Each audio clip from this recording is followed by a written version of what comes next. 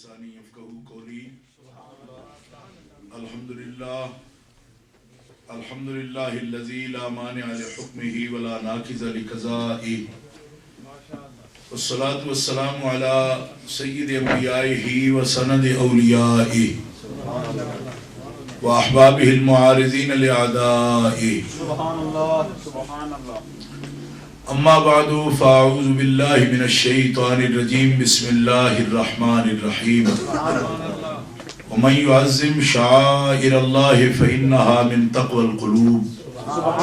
صدق اللہ العظیم. ان اللہ وملائکتہ یصلون علی النبی یا ایہا الذین آمنوا صلوا علیہ وسلموا تسلیما. اللہم صل علی سیدنا مولانا محمد وعلی آلہ وصحبہ وبارک وسلم. صلاة و سلاما علیک یا رسول اللہ، صلاة و سلاما علیک یا حبیب اللہ. مولا صلی وسلم دائما ابدا علی حبیبک خیر الخلق کلہم. الحمدللہ منشی الخلق من عدمی ثم الصلاة علی المختار فی القدم. محمد سید الکونین والثقلین والفریقین من عرب ومن عجم. اللہ تعالی جل جلالہ وعم نوالہ وعظم شانہ ولا الہ غیرہ کی حمد و ثنا. سبحان اللہ.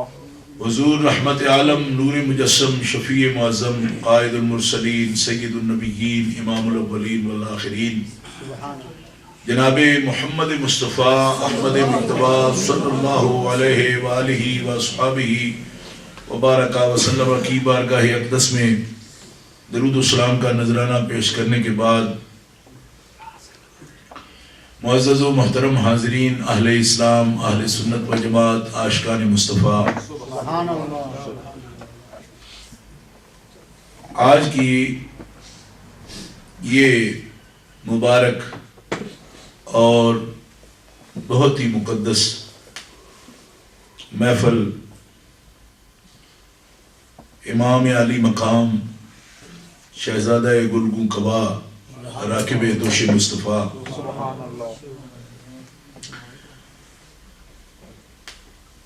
جوانان جنت کے سردار، ریحانت الرسول، ابن رسول، حضرت سیدنا و مولانا امام حسین رضی اللہ تعالی عنہ وارضاہ عنا.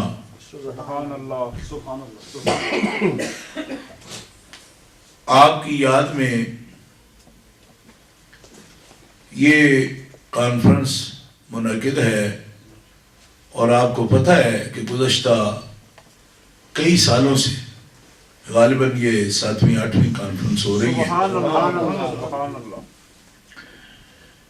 ہمارے دوست سنی جمعیت عوام کے عہدیداران، کارکنان بریڈ فورڈ میں یہ تقریبات منعقد کرتے ہیں، اور بڑے اہتمام کے ساتھ. آج بھی دیکھیں، انہوں نے موسم بڑا سخت ہے، اس کے باوجود بڑی اچھی جگہ گرم حال میں انہوں نے اس تقریب سعید کا اہتمام کیا ہے، اور آپ کو مدعو کیا، علماء کرام کو مدعو کیا، حمایدین کو، ہمارے جو لیڈرز ہیں ان کو بلایا، اور اتنی خوبصورت تقریب کا اہتمام کیا. میری دعا ہے کہ اللہ تعالیٰ جل شانہ محترم شیخ شوکت علی صاحب کو، محمد آزاد، محمد عثمان، مدثر حسین، تمام کارکنان جو ان کے ساتھ تعاون کرنے والے ہیں، ان سب کو اللہ تعالیٰ جل شانہ ان کے خلوص میں اور برکتیں فرمائے، اور زیادہ استقامت عطا فرمائے، اور ان کی کوشش کو، مساعی جمیلہ کو قبولیت کا شرف عطا فرمائے.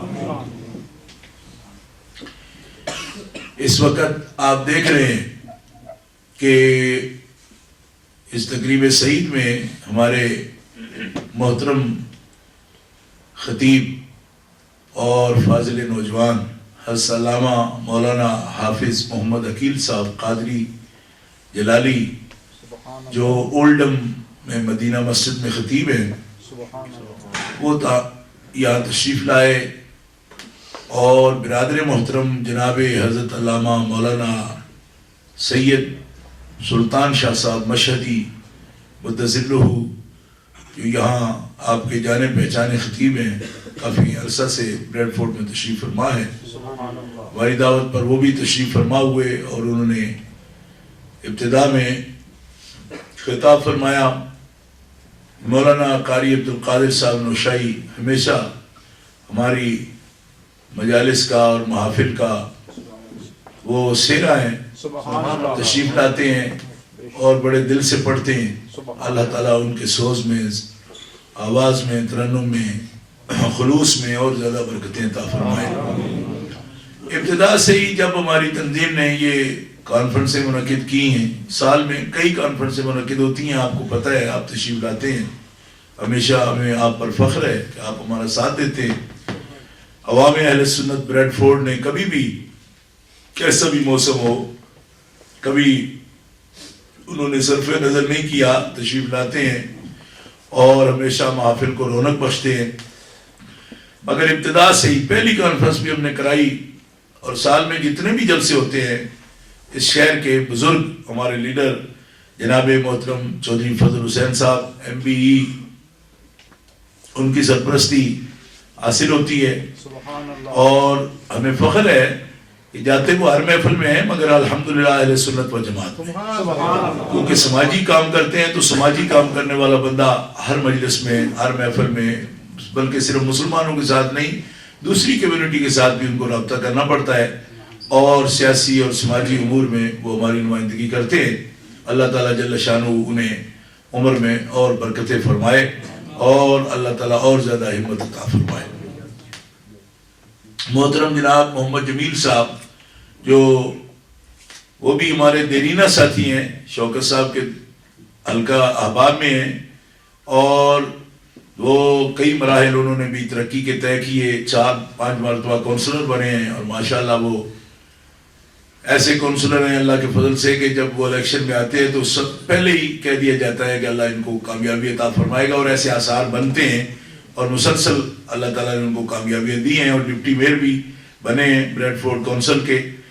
ہمیں یہ فخر ہے کہ وہ بھی ماشاءاللہ بڑے پکے سنی ہیں، اور ہمارے اپنی جو ان کی منصبی ذمہ داریاں ہیں ان میں وہ سب کے لیے ہیں، مگر خصوصاً دل ان کا اہل سنت و جماعت کے ساتھ ہے، اور ہمیشہ بڑی محبت کے ساتھ وہ بھی تشریف لاتے ہیں۔ چودھری شبیر کونسلر صاحب آج شاید یہاں موجود نہیں، بیمار ہیں، مگر وہ بھی کبھی بھی پیچھے نہیں ہٹتے، اور وہ بھی ہمیشہ ہماری کانفرنسوں میں ہراول دستہ میں شامل ہوتے ہیں۔ اللہ تعالیٰ جل شانہ ان سب کو، اور بالخصوص ہمارے فخر السادات قبلہ پیر سید سرور حسین شاہ صاحب نقشبندی تشریف فرما ہے، بزرگ ہیں، مجھ سے عمر میں بہت کافی بڑے ہیں، میں ان کے بچوں کی عمر کا ہوں، مگر وہ بڑے باہمت ہیں، اللہ کے فضل و کرم سے ان کی دعائیں بھی اور ان کی تشریف آوری ہمیشہ ہماری تقویت کا باعث ہوتی ہے۔ ہمارے دوست کئی علاقوں سے کارکنان تشریف فرما ہوتے ہیں، بریڈ فورڈ والوں کو اس بات کا پتہ ہے، اس وقت بھی نیو کیسل سے بھی، ایکورڈ بائک سے بھی، اور باٹلے سے، ڈیوزبری سے، ارد گرد سے بھی کارکنان، اولڈم سے بھی تشریف فرما ہوئے ہیں، موجود ہیں، اور اس سے بھی زیادہ آج موسم کی شدت ہے، ورنہ بڑے بڑے قافلوں کی صورت میں آپ نے دیکھا ہے یہاں تشریف فرما ہوتے ہیں، لیکن آج کی شہادت کانفرنس میں بھی ماشاءاللہ بڑی خوبصورت حاضری ہے، اور بڑا اطمینان ہے کہ آپ حضرات نے موسم کی شدت کا بھی مقابلہ کیا، اور موسم کا جتنا بھی یخ ہے، ٹھنڈا ہے، اس پر محبت حسین کی گرمی غالب آ گئی، آپ سب حضرات بڑی محبت سے تشریف لائے، اور میری طبیعت آج زیادہ علیل ہے، میں جمعہ شریف میں بھی بڑی کوشش سے تھوڑی دیر کے لیے بولا، لیکن میرا تو فرض ہے، ہمارے پنجابی میں کہتے ہیں وہ نہ وہ دھوپے تو بو، مطلب یہ ہے وہ کچھ انتقال ہو نہ ہو بولا جائے یا نہیں، لیکن حاضری لازم ہے، اس لیے کہ ہم تو خادم ہیں اہل سنہ والجماعہ کے، دین اسلام کے، اور یہ صلہ یا ستائش کی کبھی خواہش دل میں نہیں رکھی۔ ہمارے اساتذہ کہتے تھے، بزرگ بھی فرماتے تھے کہ اس کا فیصلہ انشاءاللہ العزیز روز معاشر ہونے والا ہے۔ اللہ تبارک و تعالیٰ جل شانہ کسی بھی عمل کو قبولیت کا شرف عطا فرمائے۔ وہ شہنشاہوں کا شہنشاہ ہے، احکم الحاکمین ہے، ہم اس کے دروازے کے کتے ہیں اور معمولی حیثیت رکھتے ہیں۔ اس کے در پر بیٹھنے والے اتنی بھی اجازت دے کہ اس کے دروازے پہ بیٹھے رہے، یہ بھی اس کا کرم ہے۔ اللہ تعالیٰ نوکری کی توفیق دے۔ باقی آپ کی محبتیں، آپ اہل سنہ والجماعہ ہیں اور دعاؤں میں شامل رکھتے ہیں۔ اللہ تعالیٰ آپ کو دین دنیا میں ترقیاں عطا فرمائے۔ جتنے بھی دوست تشریف لائے ہیں ہمارے دل میں ان کے لیے بہت دعائیں، اور وہ اپنی، میں سمجھتا ہوں کہ یہ کوئی سیاسی جلسہ تو ہے نہیں، یہ جیسا کہ علامہ عقیل صاحب نے، پیر سلطان شاہ صاحب بیان کر رہے تھے، ایسی محفل میں حاضر ہونا، اس سے دنیا بھی سنور جاتی ہے، آخرت بھی سنور جاتی ہے، آخرت بھی سنور جاتی ہے، کیونکہ سرکار کا یہ وعدہ ہے کہ امام علی مقام کی محبت میں جس شخص نے کوئی سانس بھی، جس کا محبت حسین میں آیا اور گزرا، اور اس کا خالی نہیں جائے گا۔ اور سرکار نے تو یہاں تک فرما دیا، جیسا کہ ابھی آپ نے سنا، کہ یا اللہ جو میرے حسین سے محبت کرے تو اس سے محبت کر، یعنی اس کو اپنا محبوب بنا لے جو میرے حسین کو محبوب بنائے۔ کتنی بڑی دعا ہے سرکار کی، میرے سامنے حدیث پاک کھلی ہوئی ہے، اس میں باقاعدہ یہ لفظ ہے کہ یا اللہ میں اس سے محبت کرتا ہوں اور تو اس سے محبت کر جو میرے حسین سے محبت کرے۔ تو کئی دفعہ اس بات پر میں غور و فکر کرتا ہوں کہ نبی کریم علیہ السلام یہ جو محبت فرما رہے ہیں، یہ صرف نواسہ ہونے کی وجہ سے اگر ہو تو اتنی زیادہ بات کیوں ہو؟ نواسہ سے محبت کرنا، پوتے سے محبت کرنا، بیٹوں سے محبت کرنا، بیٹیوں سے محبت کرنا، یہ ایک فطری بات ہے، ہر انسان کرتا ہے۔ مگر نبی کریم علیہ السلام نے جو یہ محبت فرمائی ہے، ان کے اندر وہ محبت طبی بھی شامل ہے لیکن محبت عقلی بھی شامل ہے، یعنی جس کو آپ محبت شرعی بھی کہہ سکتے ہیں، کہ آنے والے وقت میں جو کردار یہ ادا کرنے والے تھے رسول اللہ صلی اللہ تعالیٰ علیہ وسلم نے اس کے پیش نظر بھی ان کی تحسین فرمائی ہے اور ان کے حسن بیان فرمائے۔ امام حسن مجتبیٰ کے لیے بھی آپ نے اسے فرمایا، ابنی ھذا سید، میرا یہ بیٹا سردار ہے، کہ یہ لفظ بولے آپ نے، یعنی سید کے ساتھ یہ نہیں فرمایا صرف کہ یہ اس جہان کا سید ہے، اس جہان کا سید ہے، مطلق سید فرمایا، ابنی ھذا سید، یہ سردار ہے، اور ممبر پہ بیٹھے ہوئے فرمایا۔ بخاری شریف کی حدیث کے لفظ ہیں یہ، کہ آپ ممبر پہ تشریف فرماتے اور ایک نظر آپ امام حسن کو دیکھتے تھے، ایک مجمع کو دیکھتے تھے اور فرماتے تھے یہ میرا بیٹا، ابنی ھذا، یہ بیٹا۔ آپ نے اپنے ران مبارک پہ، دائیں ران پہ حضرت امام حسن مجتبیٰ کو بٹھایا ہوا تھا، ان پر ہاتھ رکھ کے فرماتے تھے ابنی ھذا سید، یہ میرا بیٹا سردار ہے، لعل اللہ ان یصلح بہ بین فئتین عظیمتین من المسلمین، او کما قال رسول اللہ صلی اللہ علیہ وسلم۔ فرمایا اس کی سرداری یہ ہے کہ تم دیکھو گے کہ ایک وقت آنے والا ہے جب مسلمانوں میں بڑا شدید اختلاف ہوگا، تو یہ مسلمانوں کی دو بڑی جماعتوں، عظیم جماعتوں کے درمیان یہ صلح کرا دی گا۔ اور میں اکثر آپ کو یہ بتاتا رہتا ہوں کہ صلح کرانا بڑا مشکل ہوتا ہے، اور صلح بھی ایسی کہ جس کے اندر قربانی دینی پڑے۔ ایک تو ہوتا ہے وہ خواہ مخواہ کی صلح، سکی، بلکہ بہ جاؤ تے دعا گھراں کولو کچھ صلح دا وصول کر لو، تو بھی کچھ لیا خواہشاں نوں تو بھی لیا، کیونکہ صلح کرنا آیا تواڈے گھر۔ ایک یہ بھی صلح ہوندی ہے، یہ بھی کوئی کراوے تو دی بڑی مہربانی ہے، انج دی بھی کرا چھڑے۔ لیکن جس صلح دے اندر پلیو 28 لاکھ مربع میل علاقے دی حکومت چاہندی ہوئے پئی، تے او قیمت بھر کے صلح کرانا، اور اس عالم دے اندر صلح کرانا تو مجبوری کوئی نہیں سی۔ 1 لاکھ فوج آپ دے کول سی، 1 لاکھ فوج آپ کی کمانڈ میں تھی اس وقت، چاہتے تو لڑ جاتے، مگر آپ نے فرمایا، میرے نانا جان نے فرمایا میں خون باپ بہنا پسند نہیں کرتا، اور جس طرح حضور نے فرمایا تھا اس کے مطابق امام حسن مجتبی نے باوجود اس کے کہ آپ کے بعض عاشق ایسے بھی تھے جنہوں نے اس پر آپ کے خلاف بڑا احتجاج کیا. آپ کو پتہ ہے کہ عاشق بڑے عجیب قسم کے ہوتے ہیں. انہوں نے احتجاج کیا امام پاک کو، حتیٰ کہ مارا بھی، کتابوں میں لکھا ہے، گالیاں بھی دی، اور انہوں نے کہا آپ نے ہمیں ذلیل کرا دیا، اس پارٹی پر رہنے کا کیا مطلب تھا، ہم تو لڑ مرے ہیں، آپ نے اچانک صلح کر لی ہے دشمنوں سے. یہ بڑی مشکل ہو جاتی ہے. لیڈر اگر اس طرح سرنڈر کر جائے نا تو اس کو بڑی زبردست اس پر سٹرائک ہو جاتی ہے احتجاج. اگر آپ کبھی اس کو سمجھے نا، آپ کی جو ساری صورتحال ہے اس پہ غور کریں تو آپ کو سمجھ آئے کہ آپ نے کتنا بڑا کام کیا ہے. لوگ چھوڑتے ہی نہیں. تو حضرت امام حسن مجتبی نے سب کچھ برداشت کیا. فرمایا میں آج کے بعد مسلمانوں کے درمیان تفریق پسند نہیں کرتا، دونوں جماعتوں میں صلح ہو جائے. صلح عام الجماع نام رکھا گیا، اس سال کا نام رکھا گیا. یہ تفریق ختم ہو گئی، صلح کا سال ہے، جماعت کا سال ہے. تفریق ختم ہو گئی، ایک اسٹیج پر مسلمان جمع ہو گئے. یہ ہے سید. تو سید اس قسم کے ہوتے ہیں، یعنی قربانیاں دینے والے سید. ٹھیک ہے جی، ملک لٹانے والے سید. یہ مشکل ہو جاتا ہے. یہاں آپ دیکھیں، میں ابھی بات کر رہا تھا، اقتدار ایک ایسی چیز ہے جو کوئی بندہ چھوڑ نہیں سکتا. حتیٰ کہ بندے زمین دے دیتے مگر اقتدار نہیں دیتے. اقتدار کے لیے بچے تک قربان کر دیتے بندے، اقتدار نہیں دیتے. یہ بات بہت سے لوگوں نے لکھی ہے، اور یہ فلسفہ ہے زندگی کا کہ اقتدار پر حرف آئے تو بندے اولاد کو برداشت، باپ کو برداشت نہیں کرتے. آپ بادشاہوں کی تاریخ اٹھا کر دیکھ لیں، بچوں نے باپ کو قید کر دی. اب اورنگزیب عالمگیر جیسا نیک صوفی بادشاہ کون ہوگا؟ تو اس نے بھی بھائیوں کو بھی اندر کر دیا، اور بادشاہ اپنے باپ اس کو بھی اندر کر دیا، جیل کے اندر لاہور کے قلعے میں ہی بند کر دیا. اچھا، اور انہوں نے یہ کہا کہ مجھے ایک کلاس دے دو، بچے 3-4 دے دو، میں پڑھاتا ہی رہوں. انہوں نے کہا اس کا مطلب بادشاہی تیرے اندر سے گئی نہیں، آپ بھی آرڈر کرنا چاہتا ہے 2-4 تو ہوں جس کو کچھ نہ کچھ کہتا رہوں.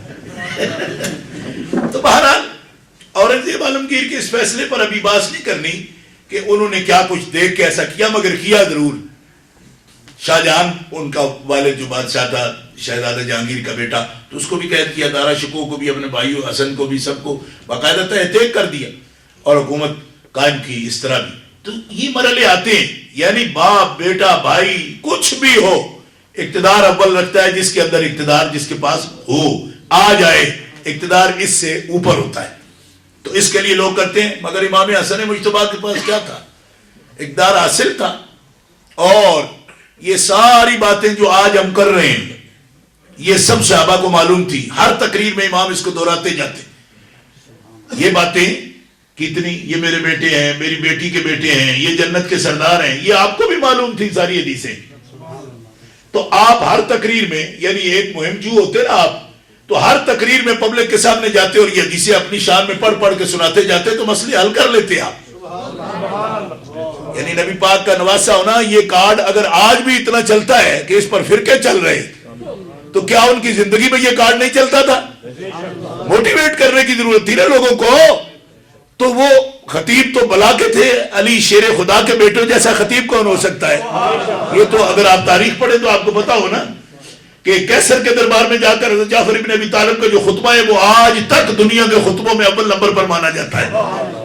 اور مولا علی شیر خدا کی فصاحت و بلاغت بھی آپ کو معلوم ہے. شہیدوں میں کسی کا گلا ہو نہ ہو، کوئی ترنم والا ہو، ہمارے وہ شمیر شاہ صاحب کہا کرتے تھے بس سید کوئی سرے والا ہوئے تو شمیر شاہ بڑھ جاتا ہے، جو تھوڑا جا گھٹ سر والا ہوئے تو یعقوب شاہ بڑھ جاتا ہے، تو جو ندا گگا ہوئے تب عرفان شاہ چل جاتا ہے. مطلب یہ ہے کہ خطابت تو اس خاندان میں ہے، کچھ نہ کچھ کر جاتے ہیں. تو یہ جہاں 14 صدیاں گزرنے کے بعد یہ حال ہے، تو وہ تو نواسے تھے.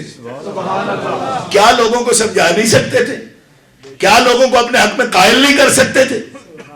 ایسا نہیں تھا. مگر وہ سب سے زیادہ اس بات کی اہمیت کو سمجھتے تھے کہ ہم اقتدار لے لیں گے، اس کو دوام دے دیں گے.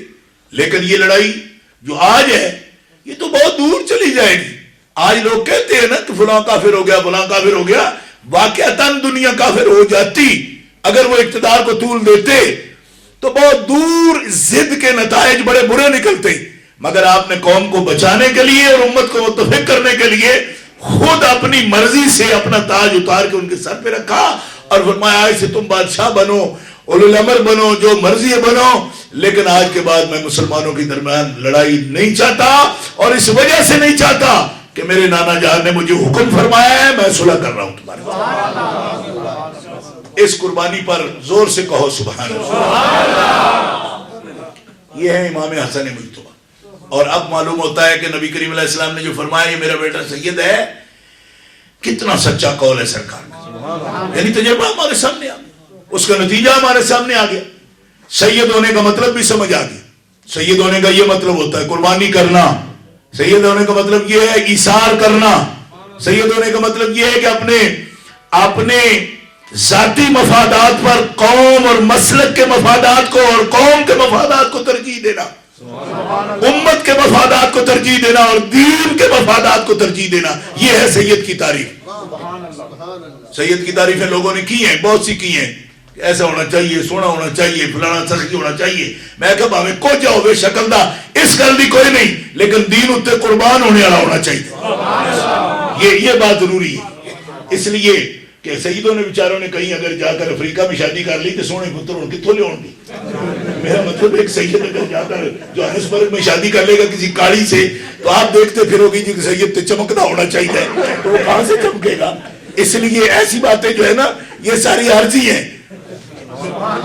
سید تو افریقہ میں بھی رہتے ہیں نا، میں ساؤتھ افریقہ گیا ہوں، وہاں جا کے میں نے دیکھا ہے ڈربن کے اندر، بالکل جو ڈربن میں جہاں بیج ہے وہاں ساحل سمندر، اس کے بالکل اوپر جا کے دیکھو تو یہ ساحل ہے اور یہاں اوپر ایک مزار ہے ایک سید کا، بہت بڑا روزہ بنا ہوا ہے ڈربن کے اندر۔ تو میں نے پوچھا بھی یہ کس کا روزہ ہے؟ کہنے لگے ایک سید تھے پہلے وقت میں جب یہ لوگ انڈین ریڈ انڈین یہاں لے آئے انگریز جا کے ان کو، تو یہ سید بھی ساتھ آ گئے۔ تو انہوں نے کہا آپ کو چھوڑتے ہیں، آپ جیسے نہیں چاہیے ہمیں۔ انہوں نے کہا نہیں میں ان کے ساتھ ہوں، اب اچھے وقت میں ان کے ساتھ تھا، اب ان پر برا وقت آ گیا کہ تم ان کو پکڑ کر لے جا رہے ہو جنگلوں میں چھوڑنے، تو میں ان کے ساتھ ہی جاؤں گا، میں ان کے ساتھ جاؤں گا، اس قوم کے ساتھ ہی رہا ہوں، اب اس کے ساتھ جاؤں گا۔ تو ان کا وہاں بھی مزار بن گیا۔ تو میں نے کہا سید بھی عجیب ہوتے ہیں، ہاں جی۔ اب ان کا جہاں بھی گئے تو اللہ تعالیٰ جل شانہ ان کا شرف قائم رکھا ہے، وہ بالکل پہاڑی کے اوپر اتنا خوبصورت مزار ہے ان کا۔ اور یہ ہوتا ہے نا جہازوں کے لیے وہ مینار سا بناتے ہیں، لائٹ ہاؤس جس کو کہتے ہیں، بحری جہازوں کو اشارہ دیتے ہیں کہ اس طرف جانا ہے، اس طرف کھڑے ہونے کے لیے لائٹ ہاؤس کہتے ہیں نا اس کو ایک۔ تو میں کہتا تھا کہ دیکھو یہ سید کا یہاں مزار جو ہے نا یہ ایک قسم کا لائٹ ہاؤس ہے، یہ بھی رہنمائی کر رہا ہے بندوں کی۔ کتنے بندے آج بھی وہاں سے رہنمائی لیتے ہیں اور حاضری دیتے ہیں، وہاں سے فیض حاصل کرتے ہیں۔ تو کہنے کا مطلب یہ تھا کہ نبی کریم علیہ السلام کے سب اقوال مبارکہ جو ہیں ان کے حق میں وہ سارے کے سارے ہم تو ویسے ہی اس پر ایمان رکھتے ہیں، لیکن تجربے نے بتایا کہ یہ آنے والے حالات سرکار اپنے علم پاک سے دیکھ رہے تھے، اسی لیے ان کو ڈیوٹیاں سپرد فرما رہے ہیں۔ آپ فرماتے ہیں ان ھذا ملک لم ينزل الارض قط قبل هذه الليله استاذن ربه ان يسلم علي ويبشرني بان فاطمه سيده النساء اهل الجنه وان الحسين والحسين ان الحسن والحسين سيدا شباب اهل الجنه۔ اس سیاستہ شریف ہے میرے ہاتھ میں، حضور فرماتے ہیں میرے غلاموں آج جو فرشتہ آیا میرے پاس اس سے پہلے کبھی نہیں آیا، خاص اذن دیا ہے رب نے اس کو، آج یہ بات بتانے کے لیے میرے پاس آیا ہے۔ مطلب ہے کہ اہتمام خاص ہونا، اہتمام خاص اہتمام ہوتا ہے۔ تو بندہ کہتا ہے بھئی جو اگے سنے سنائے لوگ ہوں وہ بھی نہیں بلانے چاہیے، نئے لوگ ہوں، جو دیکھے دکھایا وہ بھی نہیں، بالکل نیا انتظام۔ تو یہ خاص وہ عہدہ ہے جس کو بیان کرنے کے لیے رب تعالیٰ نے فرشتہ بھی نیا بھیجا اپنے حبیب کے پاس، یہ اہتمام ہے۔ کیونکہ حضور فرماتے ہیں یہ کبھی پہلے نہیں آیا میرے پاس یہ فرشتہ، یہ رب سے اذن طلب کیا اس نے، مجھے سلام کیا آنکھیں اور مجھے یہ خوشخبری سنائی کہ رب فرماتا ہے کہ ان فاطمہ تھا، آپ کی بیٹی بے شک فاطمہ یہ سیدۃ نساء اہل الجنت، یہ سب جنتی عورتوں کی سردار ہیں. حضور سے کہو سبحان اللہ. وَأَنَّ الْحَسَنَ وَالْحُسَيْنَ سَيِّدَا شَبَابِ أَهْلِ الْجَنَّةِ، اور بے شک حسن اور حسین دونوں سردار ہیں جنتی جوانوں کے. اب آپ کو ایک بات عرض کرنا چاہتا ہوں اور اس پہ غور کرنا کہ یہ حدیث پاک ہے، یہ حدیث پاک ہے. اعلی حدیث مکتبہ فکر ہمیشہ ہمیں کہتا ہے کہ دیکھو یہ بدعتی لوگ ہیں تو یہ کوئی بات قرآن سنت کی نہیں کرتے ہیں، ایسے ہی انہوں نے روایتیں بڑھائی ہوئی ہیں، اس پر یہ چلتے ہیں، کبھی جھنڈیاں لگاتے ہیں، کبھی کچھ کرتے ہیں. دیوبند بھی ایسی باتیں کرتے ہیں ہم سے. میں بریڈ فورڈ شہر میں، آپ زیادہ تر بریڈ فورڈ کے لوگ ہو، میں آپ سے یہ بات کہنا چاہتا ہوں کہ اہل حدیثوں سے اور دیوبندیوں سے پوچھو جنتی جوانوں کا سردار کون ہے اور اس بارے میں کیا حدیث ہے یا نہیں. جی یہ بات میں اس لیے پوچھتا ہوں اور بتاتا ہوں آپ کو کہ تبلیغ بھی کر رہا ہوں نا، آپ کو تبلیغ کر رہا ہوں.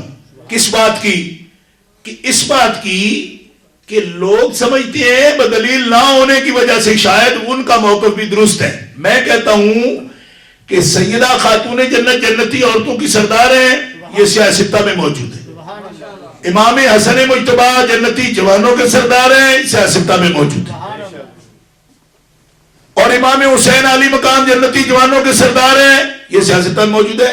اور یہ وہابی مکتبہ فکر کے اپنا مکتبہ ہے، پرنٹر جو پبلشر ہے نا اس کا، یہ دیکھیں یہ سعودی عرب کی چھپی ہوئی کتاب ہے. یہ 6 کتابیں حدیث کی اس کے اندر ہے، یہ جتنی موٹی کتاب ہے یہ ہماری چھپی ہوئی نہیں ہے، یہ مکہ مکرمہ کی چھپی ہوئی کتاب ہے.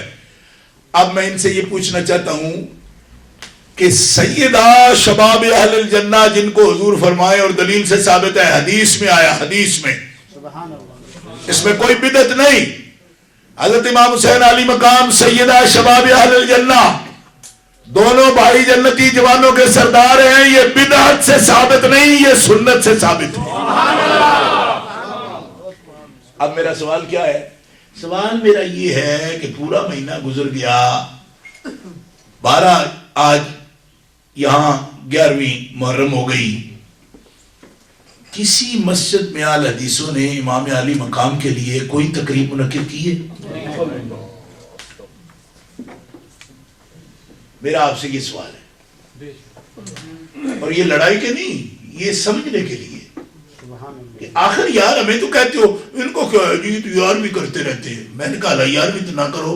امام حسین کو بھی اس لیے چھوڑ دیا تم نے کہ ان کا ذکر بدعت ہے، جن کے ذکر کے بغیر سیاستہ مکمل نہیں ہوئی. جس کو تم ہر وقت کہتے ہو سیاستہ سے دکھاؤ، سیاستہ سے دکھاؤ، تو جو سیاستہ میں ہے تو کیا اتنے تم کمزور ہو، اتنے تم غریب ہو، تمہارے پاس پیسے نہیں ہیں اور تمہارے پاس ان کی یاد منانے کے لیے اسپیکر بھی نہیں، مسجد بھی نہیں، حال بھی کوئی نہیں، بندے بھی کوئی نہیں، بے حال ہو؟ کہتے ہیں اس کا فائدہ کیا ہے؟ کیا فائدہ ہے؟ میں نے کہا اچھا تمہارے فوٹو روز چھپتے ہیں جنگ اخبار میں، جب کوئی ملا تمہارا آ جاتا ہے اس کو ریسیپشن دیتے ہو، استقبالیہ دیتے ہو، اس کا کیا فائدہ ہے؟ جی دیکھو نا، استقبالیہ ریسیپشن کا کیا مطلب ہے؟ کسی کی عزت کرنا، یہی ہے نا.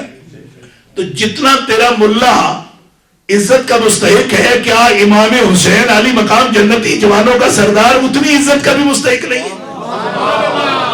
میرا صرف یہ سوال ہے. آج کے ملا میرے جیسے بے شک جمع کر لو کروڑوں، امام حسین کی جوتی کی نوک پر قربان. ان ملا کی کیا حقیقت ہے؟ ان میں کوئی صحابی رسول ہے؟ امام حسین علی مقام تو وہ ہیں، ابھی بچے تھے، رسول اللہ نے فرمایا حسین آگے آؤ، آپ آئے، فرمایا میں تمہیں بیعت کرتا ہوں. نبی پاک نے بچوں کو کبھی بیعت نہیں کیا. نبی پاک علیہ السلام بچوں کو کبھی بیعت نہیں کرتے تھے، اس لیے کہ بچے جو ہیں وہ احکام شرع کے مکلف نہیں ہوتے، اور جو مکلف نہیں تو اس سے بیعت کیا لیں. لیکن فرمایا حسین تیرا میرے بیعت ہونا بڑا ضروری ہے، آگے آؤ بیعت کرو. امام حسین کا خود ہاتھ پکڑا اور فرمایا یہ لفظ بولو، حالانکہ وہ ابھی چھوٹے تھے عمر میں، فرمایا یہ لفظ بولو کہ میں رسول خدا کی ہاتھ پر بیعت ہوتا ہوں. امام حسن مجتبی سے فرمایا تم بھی بیعت کرو میری. عبداللہ بن جعفر جو حضرت زینب کے شوہر ہیں ان کو بھی بیعت کیا، عبداللہ ابن عباس کو بھی بیعت کیا، 4 شہزادوں کو بیعت کر کے فرمایا اب تمہاری بیعت تام ہے۔ اور جب لوگ کہتے تھے امام حسین سے کیا فرق پڑتا ہے، کر لے بیعت، فرمایا میں نے رسول اللہ کے ہاتھ پر بیعت کی ہے، اب جس کا ہاتھ رسول اللہ کے ہاتھ جیسا ہوگا اس کی بیعت کر سکتا ہوں۔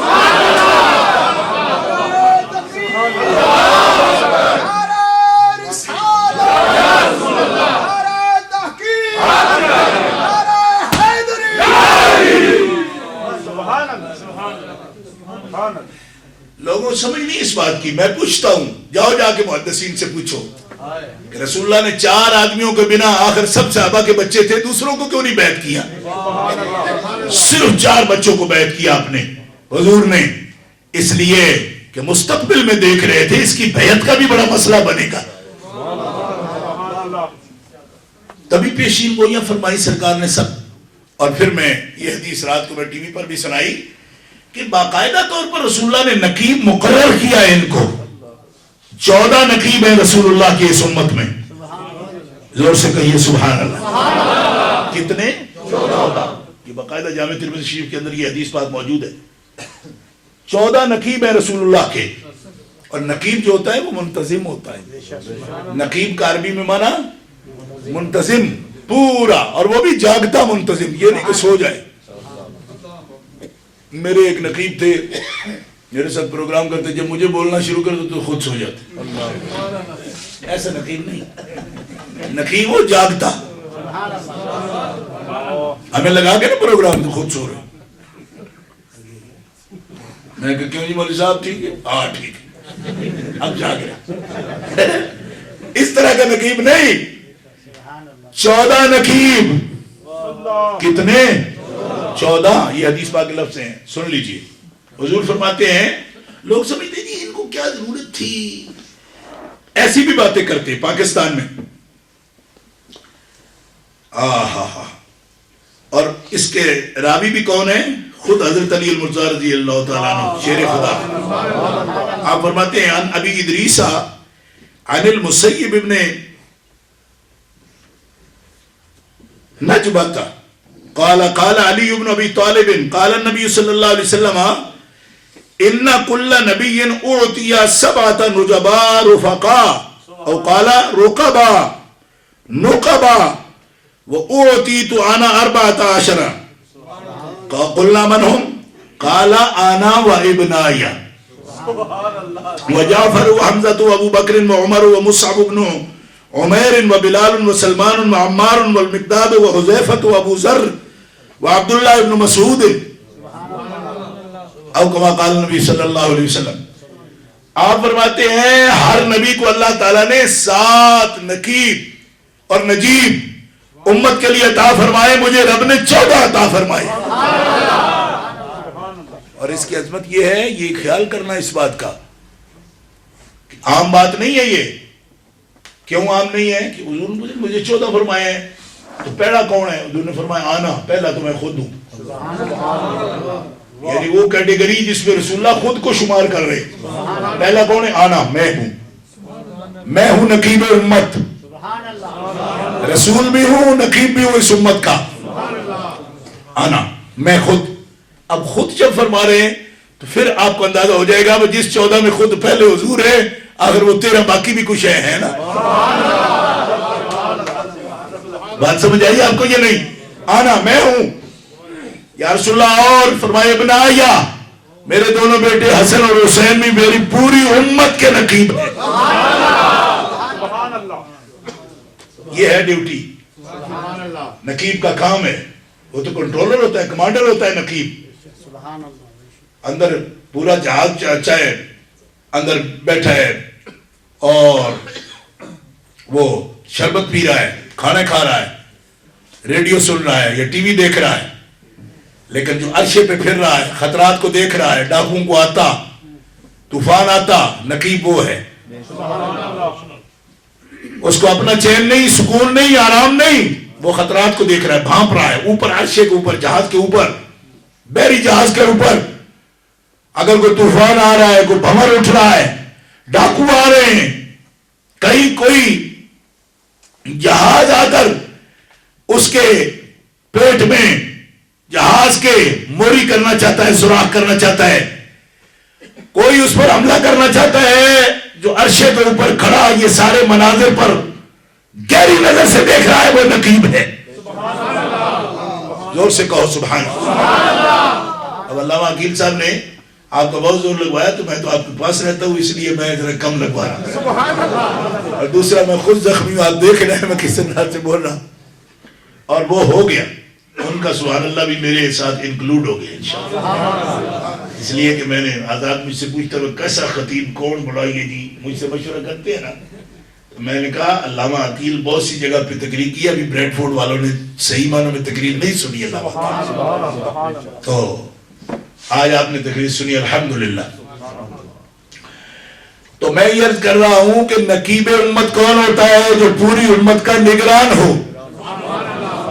اور ان نگرانوں میں ہم نے اپنی طرف سے نہیں شامل کیے دونوں بیٹے سرکار کے، امام حسن و امام حسین، حضرت جعفر بن ابی طالب، حضرت حمزہ بن عبد المطلب حضور کے چچا، حضرت ابو بکر صدیق، حضرت عمر فاروق، حضرت مصعب بن عمیر، حضرت بلال، حضرت بلال حبشی، حضرت سلمان فارسی، حضرت عمار یاسر، حضرت مقداد، حضرت حذیفہ بن یمان، حضرت ابو ذر غفاری اور حضرت عبداللہ ابن مسعود.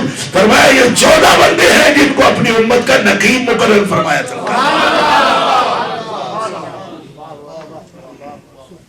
تو میں پوچھنا چاہتا ہوں، حدیث تو آپ نے سن لی نا، اب اس کی تقریر سنو.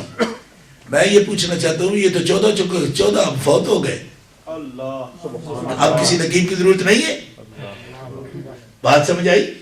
یہ جن کے نام آئے نا 14 کے، یہ سارے فوت ہو گئے. اور یہ میں خاص طور پر اہل حدیث اور دیوبندی مکتوب فکر کو کہنا چاہتا ہوں، کیونکہ ان کو بڑی فکر رہتی ہے کہ جو مر گئے وہ پکے مر گئے، اور جب مر گئے تو پھر بتایا اس کا نقیب کون ہے، پھر اس امت کا نقیب کون ہے، کیونکہ جو بنائے تھے وہ تو مر گئے سارے. میں پوچھنا چاہتا ہوں کہ جب نقیبوں کے بغیر امت نہیں چلتی تھی تو پھر ان کو بنانے کی کیا ضرورت تھی؟ اگر ضرورت ہی نہیں تھی تو پھر بنایا کیوں؟ اور جو بنایا تو پھر ان کو رہنا چاہیے تھا. اس کا مطلب ہے جن کو رسول اللہ نے نقیب بنایا وہ قیامت تک اس امت کے نقیب ہیں، اور قبر میں چلے جائیں پھر بھی نقابت کر رہے ہیں.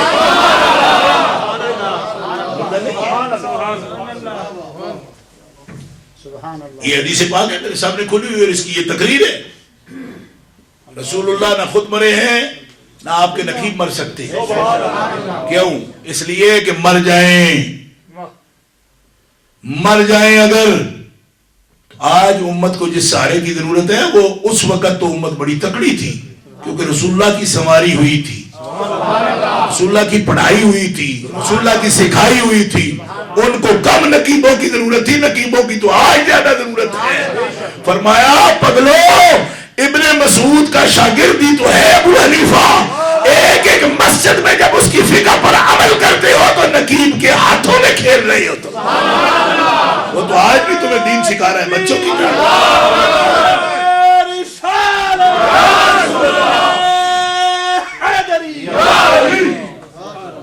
تو یہ نقیب کا کام ہے جو بیعت ہو رسول اللہ کے ہاتھ پر، اور جس کی گواہی کا یہ عالم ہو کہ حدیث پاک طبقات کبریٰ میں ہے.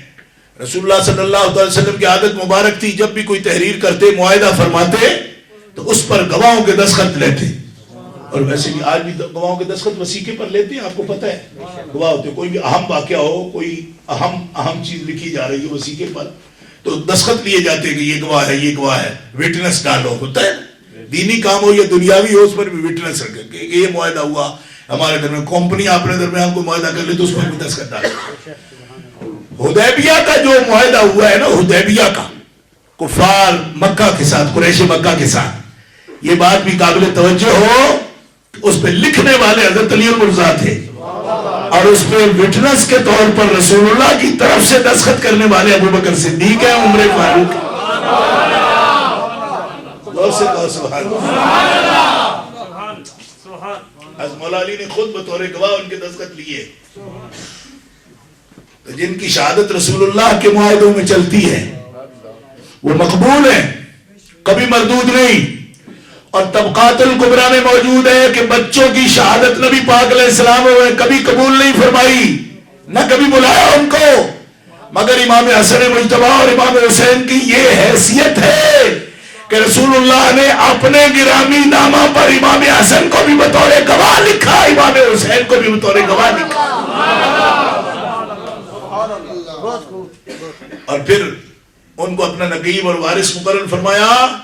احادیث شریفہ میں آتا ہے کہ امام حسین علی مقام، امام حسن مجتبی، حضرت مولا علی شیر خدا ہر سال یہ منادی فرماتے تھے کہ دور دراز کے ملکوں میں بھی لوگ آتے ہیں، رسول اللہ کے پاس آتے تھے، کسی کا کوئی لین دین قرض ہو تو حضور کی طرف سے ہم ادا کرنے کے لیے تیار ہیں. امام حسن مجتبی نے بھی رسول اللہ کا قرض ادا کیا. شیعہ کمیونٹی بیچاری تڑپتی پھرتی ہے کہ پتہ نہیں کیسے انہوں نے دیا، کیا دیا ہے، تو صلح کی ہے، عرفان شاہ یہ کہتا ہے، فلانا یہ کہتا ہے. میں کہ کس چکر میں پڑے ہوئے ہو؟ یہ تو حضور نے فرمایا. حضور نے فرمایا آسائشیں چاہتے حضور، تو کیا آسائش نہیں تھی جو ان کو دلاتے؟ مگر تم نے رسالت کا مقام ہی نہیں سمجھا. رسالت آسائشوں کے لیے نہیں ہوتی. تم نے یہ سمجھا ہے کہ ان کو جناب سب کچھ اپنے لیے جمع کر لینا چاہیے تھا. رسالت آسائشوں کے لیے نہیں ہوتی. رسول اللہ صلی اللہ علیہ وسلم چاہتے تو ہر حرام اپنے لیے لیتے، مگر رسول اللہ نے کبھی اپنی چارپائی پر جس پر آپ آرام فرما ہوتے ہیں اس پہ کپڑا بھی نہیں ڈالتے تھے، کپڑا بھی نہیں رکھتے تھے. ہم گدے رکھتے ہیں نا، گدے رکھتے ہیں نا، اور تھوڑا سا پرانا ہو جائے تو پھر کہتے ہیں نہیں یہ ہن چبھدا ہے، ہن نواں لے آؤ. گدے پر سونا پسند کرتے ہیں. رسول اللہ آسائش پسند نہیں تھے، اپنے لیے کبھی کچھ جمع نہیں کیا. رات کو، رات کے وقت حضرت بلال فرماتے ہیں نبی کریم علیہ السلام کے حصے میں جو کچھ بیت المال سے آپ کے لیے دن میں خرچ کے لیے آتا، شام کو جو کچھ بچا ہوتا مجھے فرماتے جاؤ اس کو جا کر تقسیم کرو. ایک دن زیادہ لیٹ نبی کریم علیہ السلام اٹھے اور مجھے پکارا، بلال کدھر ہو؟ میں حاضر ہوں یا رسول اللہ. حاضر. فرمایا جو کچھ میں نے تمہیں دیا تھا صدقہ کے لیے کچھ رکھ لیا ہے؟ عرض کی ہاں یا رسول اللہ 3 درہم رکھے ہیں، صبح کے لیے کچھ لاؤں گا. فرمایا صبح ہوگی؟ یہ تعلیم ہے تیرے لیے؟ وہ درہم کس لیے رکھے تم نے؟ کہا جی صبح. فرمایا صبح ہوگی؟ اس بات کا تمہیں معلوم ہے صبح ہوگی؟ عرض کی یا رسول اللہ کیا حکم ہے؟ فرمایا جب بھی مغرب کا وقت ہو تو محمد رسول اللہ کے گھر میں کوئی ایک کوڑی بھی نہ چھوڑی جائے، سب صدقہ کر دیا جائے. لوگ آج ورثے کے سوال کرتے پھرتے ہیں آپ کے وصال کے بعد کہ کس کو ملنا تھا، اس کو ملنا تھا. جو شام نہ گزرنے دے مال پر، اس پر نہ زکوٰۃ فرض ہوتی ہے اور نہ وہ ترکہ چھوڑتا ہے اپنا. اور اگر ترکہ حضور نے چھوڑنا ہوتا تو حق کی سارا آپ کا تھا، پھر ایک فدق کیا چھوڑتے، پھر تو سارا جہان ہی آپ کا تھا. یہ کیا بات کر رہے ہو؟ اب ہم سے سوال کرتے جی آپ کی بیٹیوں کے ترکے ہوتے ہیں کہ نہیں، یہ سوال کرتے ہم سے بیٹھ کر ٹی ویوں پر. تو رسول اللہ کی بیٹی کا کیوں نہیں ہوگا؟ اگلے دن ایک آدمی کہہ رہا تھا کیا حضور پر یہ سوال حل کرو جی شاہ صاحب، کیا کہ جب رسول اللہ صلی اللہ علیہ وسلم پر جو وحی اتری ہے اس قرآن کے آپ پر وہ حکم نافذ ہوتے ہیں کہ نہیں ہوتے؟ میں نے کہا تمہیں کون بتائے گا بھی ہوتے ہیں نہیں ہوتے، کتنے ہوتے ہیں؟ میں نے کہا ساری امت کے لیے قرآن میں کیا حکم ہے؟ فَانكِحُوا مَا طَابَ لَكُم مِّنَ النِّسَاءِ مَثْنَىٰ وَثُلَاثَ وَرُبَاعَ. تو حضور کی ایک وقت میں 9 بیویاں تھیں کہ نہیں تھی؟ تو جب تمہارے لیے 4 ہیں تو وہی کتابیں حکم ہو رہا ہے آپ کے لیے. دنیا میں کوئی ایسا بندہ ہے جس کی بیوی کو رب نے پابند کیا ہوا ہو کہ وہ فوت بھی ہو جائے تو تم نکاح نہیں کر سکتی؟ جب سب کی بیویاں کر سکتی ہیں تو رسول اللہ کی بیویاں کیوں نہیں کر سکتی؟ وہی کتابیں ہیں تو پھر ان کے لیے بھی تو وہی آرڈر ہونا چاہیے نا. لا تنکحوا ازواجہ من بعدہ ابدا، نہ نکاح کرو محمد مصطفیٰ کی بیویوں سے کبھی بھی. ولا تنکحوا ازواجہ من بعدہ ابدا، تو جو سب کی کر سکتی ہے، شہیدوں کی کر سکتی ہیں جو بالکل زندہ ہے. شہیدوں کی بیویاں کیا نکاح نہیں کر سکتی؟ حالانکہ شہید تو زندہ ہے جی. ان کی بیویوں کو بھی پابند نہیں کیا، مگر حضور کی بیویوں کو پابند ہے. نہ وہ نکاح کر سکتی ہے، نہ کوئی مسلمان ان سے نکاح کر سکتا ہے. کسی کو اجازت نہیں. تو میں نے کہا اب لاؤ, وہی کے پابند ہیں. حضور کے حکام اپنے الگ سے ہیں. اسی لیے حضور نے فرمایا نبی جو کچھ چھوڑ جائیں وہ صدقہ ہوتا ہے. نبیوں کا وارث کو درم دینار گھوڑے کا زمینوں کا باغوں کا مالک نہیں ہوتا. نبی کا ورثہ علم ہوتا ہے, اور جسے بھی اپنا وارث بنائے علم و عمل کا وارث بنا. آج دنیا میں اس پر بھی جھگڑا ہو رہا ہے. یہ لوگ وارث تھے نبی کریم علیہ السلام سے بڑھ کر کون؟ آج ہم میں سے ہر آدمی یہ دعا کرتا ہے یا اللہ میری نسل کو بھی اتنا دے, اتنا کبھی ان کو چھوڑنا ہے. ہم جائے تو یہی دعا کراتے ہیں. تو ہے بھی یہ نعمت ہے, ظاہر دعا کرانی بھی ہے. یہی ہے, اسی کے لیے دنیا ذلیل بھی ہو رہی ہے. صرف اپنے لیے اگر جوڑنا ہو نا پاکستانی قوم نے تو اتنے ذلیل بھی نہ ہو. انہوں نے 10 نسلوں کے لیے بھی جوڑ کے جانا ہے, بات باری کے لیے. خدا کی قسم اسی میں تو بیڑا غرق ہو رہا ہے ہر کام کا. بڑی سپیڈ مارتے ہیں, کیوں بچے نے بھی کچھ کرنا ہے. ما من دابۃ فی الارض الا علی اللہ رزقها, جو بھی چلتا ہے نا زمین پر اس کے رزق کا ذمہ رب کا ہے. یہ پڑھنے کے باوجود نہ کسی مولوی کا اعتقاد ہے, نہ پیر کا اعتقاد ہے, نہ ہی عوام کا کوئی اعتقاد ہے. جڑے ہوئے ہیں اس کام, جتے ہوئے ہیں, بلکہ جڑے ہوئے کو کہہ رہے جتے ہوئے. جیسے ٹنگا نہیں جو لیتے یا گھوڑا جو لیتے ہیں ٹانگے کے اندر. لیکن واحد ہستی ہیں ہمارے آقا. دعا کیا کر رہے ہیں؟ یا اللہ اللہم احینی مسکینا وامتنی مسکینا واحشرنی فی زمرۃ المساکین. اپنے محبوب کو مسکین زندہ رکھنا, مسکین مارنا. کل حشر کو جب اٹھے تو مجھے امیروں میں نہ اٹھانا, مسکینوں میں اٹھانا. یہ حضور کی دعا ہے. یہ حدیث ہے میرے سامنے. نبی پاک کو نبی پاک علیہ السلام کی تعلیمات کو سمجھا نہیں لوگوں نے. نبی پاک نے آل کے لیے جو دعا کی ہے حدیث کی کتابوں میں, یا اللہ 3 دن مسلسل میری آل کو کھانا نہ دینا. یہ دعا ہے آپ کی. ایک دن کھانا پکائیں کھائیں, ایک دن بھوکے رہیں. جس دن کھائیں اس دن تیرا شکر کریں, جس دن بھوکے رہیں تب صبر کریں. اس سے زیادہ ان کو نہ دینا. قوت لا یموت مانگا ہے, یہ لفظ ہے حدیث کے, قوت لا یموت. میری اولاد کو یا اللہ اتنا دینا کہ بس زندہ رہ سکے اس کے ساتھ. یہ ہے حضور کی دعا. کبھی محل ان کے لیے مانگے نہیں, ماڑیاں مانگیا نہیں کبھی ان کے لیے, نہ ایسا درس دیا ان کو, نہ کبھی ایسا درس دیا. تو رسول میں اور پبلک میں بڑا فرق ہوتا ہے. یہی تو پتہ نہیں, یہی تو لوگوں کو پتہ نہیں کہ وہ چاہتے کیا ہیں, اپنی حال کے لیے کیا چاہتے ہیں. ان کے مقاصد اور ہیں, ایمز آبجیکٹیوز سب کچھ اور ہے, مقاصد اور ہیں, سوچ اور ہے. قطعی طور پر وہ سوچ ہی نہیں تھی, اس بات میں وہ فخر ہی نہیں کرتے تھے جس باتوں میں ہم فخر کرتے ہیں. تو پھر انہوں نے وہی کیا. کیوں کہ وہ پاک تھے, اور رسول اللہ نے ان پر اپنی چادر دے کے فرمایا مالکہ یہ میرے اہل بیت ہے, ان کو پاک فرما دے. یہ بھی حدیث یہ لکھی ہوئی میرے سامنے.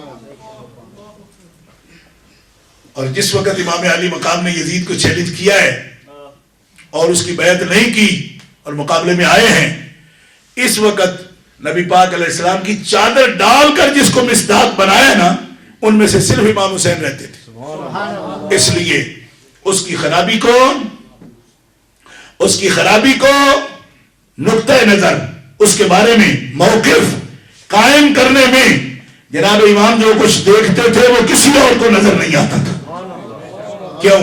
اس لیے کہ جس پاکیزگی پر امام حسین علی مقام تھے حضور کی دعا کے نتیجے میں, کیونکہ نبی پاک جب دعا فرمائے وہ رد نہیں ہوتی. آپ نے دعا کہ فَاذْهِبَانْهُمُ الرِّجْسَ وَطَاهِرْهُمْ تَطْهِيرًا, کفر سے, شرک سے, گناہ سے ان کو پاک رکھنا, اور وہ نظر دینا کہ جو حقیقت دیکھنے والی ہو, اور جس طرح محمد رسول اللہ کا زاویہ نظر ہے وہ میری اولاد کا زاویہ نظر ہے.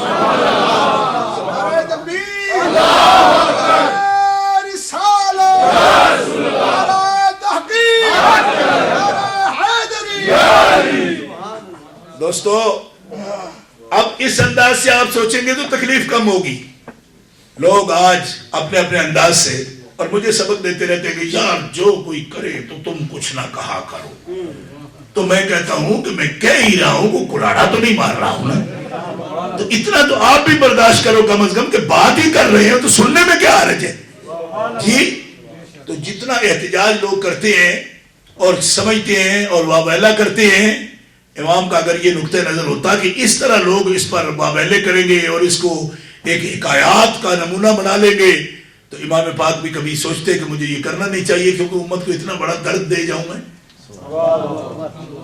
لیکن امام کا نقطہ نظر یہ تھا کہ امام کے دادا، میں پہلے بھی تقریروں میں یہ بات کہتا رہتا ہوں اگر آپ کو یاد ہو، حضرت امام کے دادا ہے حضرت امیر حمزہ، مولا علی کے سگے چچا ہے نا، ان کے 40 ٹکڑے ہوئے ہیں.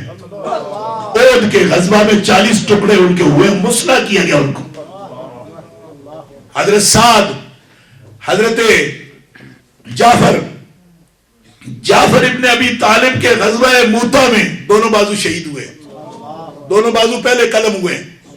پھر بھی آپ نے جھنڈا غزوہ موتا میں اپنے دانتوں سے جھنڈا اٹھایا نبی پاک کا. اور یہ بخاری کی حدیث کے لفظ ہے کہ حضور فرما رہے ہیں اس وقت جعفر کے دونوں بازو قلم ہو گئے ہیں لیکن اللہ اس کو سرفراز کرے کہ اس نے میرا جھنڈا اس کے باوجود گرنے نہیں دیا، اپنے دانتوں سے جھنڈا اٹھایا ہوا.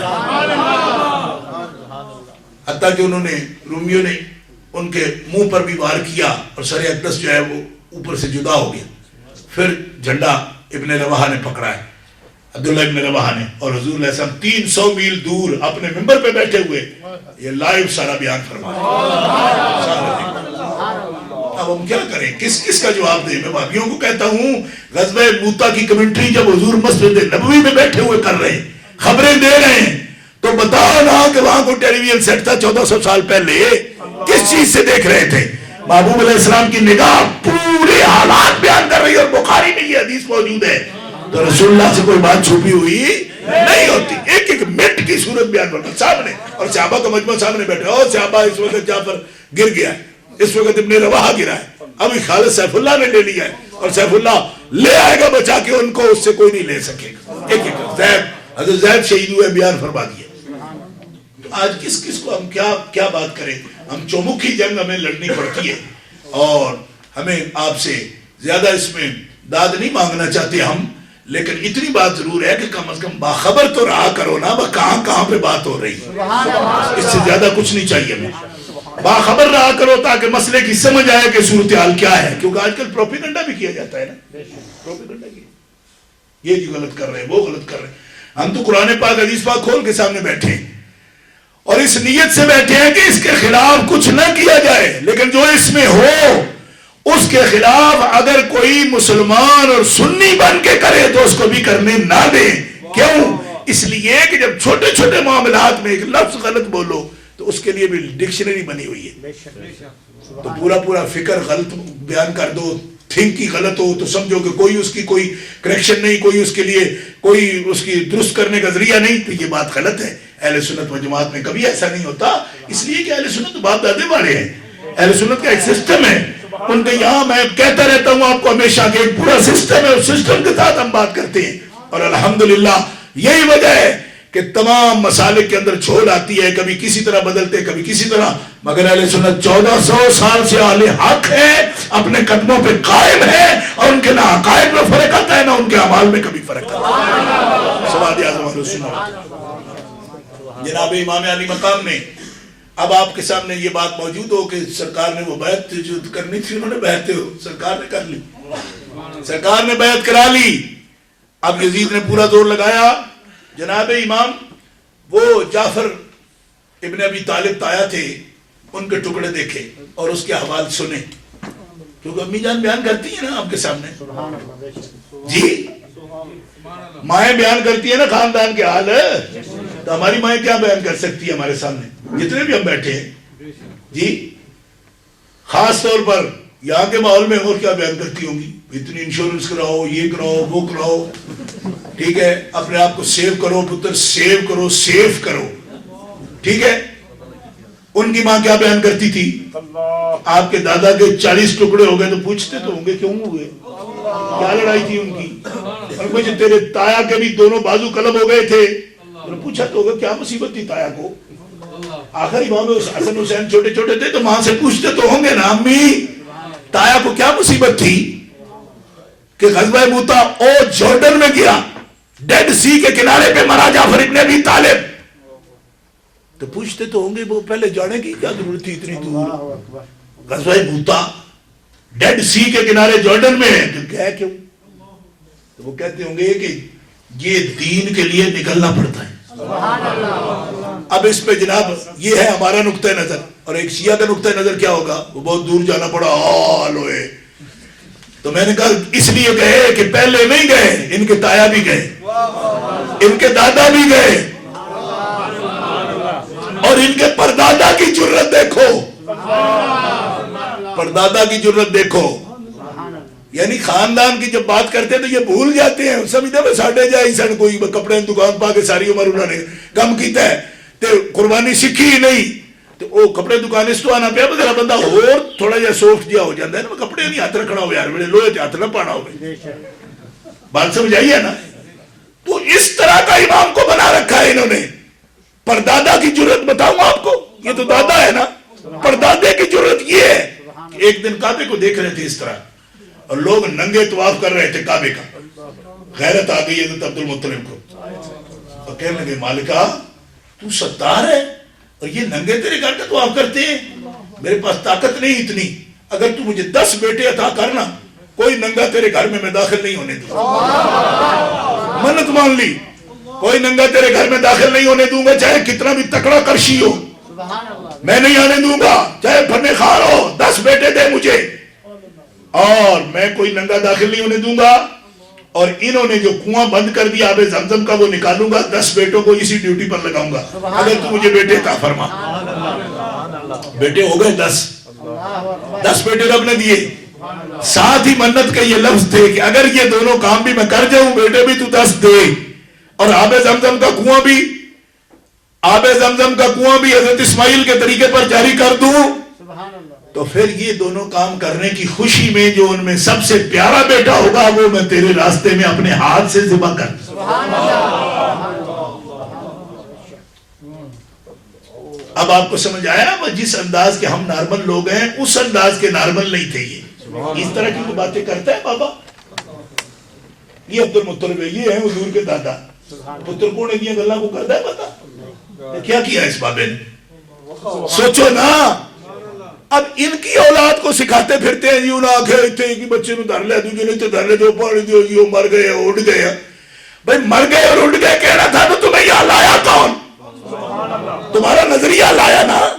تو نظریے کو تھوڑا سا پیچھے رکھو, اگر آسائش کی ضرورت تھی تو سب آسائشیں تمہارے گھر پہ میسر ہیں.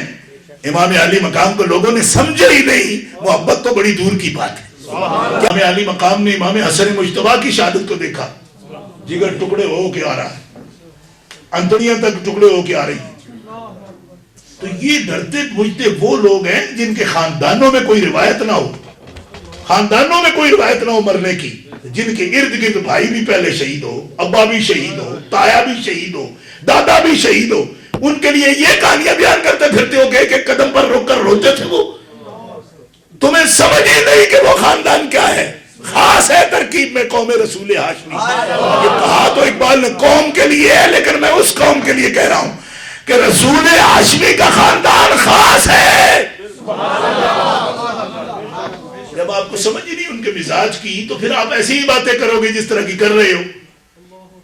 تو خدا را اور فکر کرو جو جن کے اہداف نشان جن کے اتنے اونچی ہوتے ہیں, مقاصد اتنے بلند ہوتے ہیں, ان کے حوصلے بھی اتنے ہی بلند ہوتے ہیں. جناب امام علی مقام نے اپنے بھانجوں کو, بھتیجوں کو, 25 افراد اپنے خاندان کے تھے خاص, ان کی لاشیں اٹھائے آپ, مگر کبھی آپ کے دل میں ذوف نہیں آیا. کیوں کہ آپ بار بار یہ لفظ دہراتے تھے جو میں آج کسی مولوی اور ذاکر سے نہیں سنتا. امام کے خطبے میں 20 مرتبہ یہ لفظ موجود ہیں. فرمایا تم لوگوں کو ذوف پہنچتا ہے, یہ دین وہ ہے جس کے لیے میں نکلا ہوں. میرے نانا جان فرماتے تھے اپنے رب کی بارگاہ میں مالکا میں محمد کو مارا جائے تیرے دین کے لیے, تو پھر مجھے زندہ کرے تو میری خواہش ہوگی میں پھر مارا جاؤں, تو پھر مجھے زندہ کرے تو میری خواہش ہوگی میں پھر مارا جاؤں. آپ بار بار اس حدیث کو دہراتے تھے اور فرماتے تھے دین اتنا قیمتی ہے خاندان والوں جس پر 100 مرتبہ محمد عربی قربان ہونے کو تیار ہے, حسین ابن علی اس پر قربان ہونے کو کیوں تیار نہیں. تو یہ صحیح مسلم میں حدیث موجود ہے، حضور فرماتے 100 مرتبہ خدا مجھے زندگی دے، میں 100 مرتبہ دین پر قربان ہونا چاہتا ہوں۔ تو مقاصد کے لیے جیتے ہیں با مقصد لوگ، ان کا کوئی مقصد تھا اور ہے، اور اس مقصد کے لیے میدان میں اترے ہیں۔ اب بار بار مجھے فرمایا ہے اپنا شوکت صاحب نے، کچھ دوست پوچھتے ہیں یہ بتایا جائے کہ ان کے ساتھ کتنے افراد خاندان کے ان کے ساتھ جو شہید ہوئے ہیں۔ جناب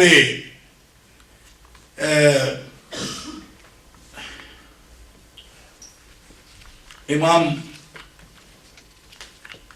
عالی مقام کے ساتھ کتنے افراد ہیں خاندان میں؟